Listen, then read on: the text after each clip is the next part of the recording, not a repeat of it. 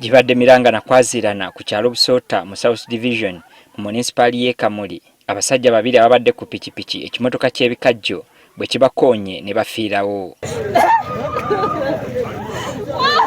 Abafudde kuliko Isabire Majidu omutuuze w'e Butabaala ne Wakabi Mwasi omutuuze w'e Kiruba ekisangibwa mu Kamuli.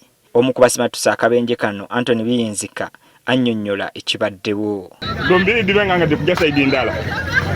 Tata yayenda ewungule ebise yinayo ate banonga bonanga bekudaba na Kamuli bati bombiriri ayi kati ekyo kuwungula ole kai ano ni bana babiri. Obuzibu bwonna babuteka ku mmotoka z'ebikajjo eziwenyuka obuweewo. Omuntu aje yanwendaye bamemale yavuga emmotoka ebaire eri kulumuka ino.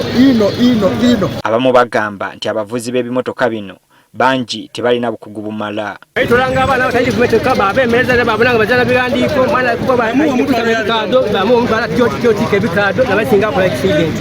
Abavuzi ba boda batubuulidde ng'abo ebimotoka ebinene bo bwe batabalaba ng'abantu ku kkubo. Baleta buleete tebafaayo bona baleta bulide owa boda niweda akutakubude emotoka akubana akutoolewo.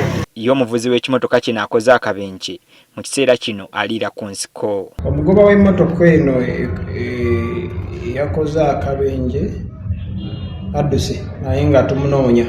Poliisi naye ekkatiriza ng'abamu ku bagoba b'ebimotoka bino bwe batalina lukusa lubakkiriza kubivuga. Kye tumanyi ebiseera ebisinga ab'emmotoka ennene ezo batera nnyo okuzisa abantu abatali bavuzi baazo. Era olumu kyekivaako obuzibu yadde nga tukyanoonyereza naye ezo ensobi zetera okubeerawo ziteekeddwa okuba nga tukomya.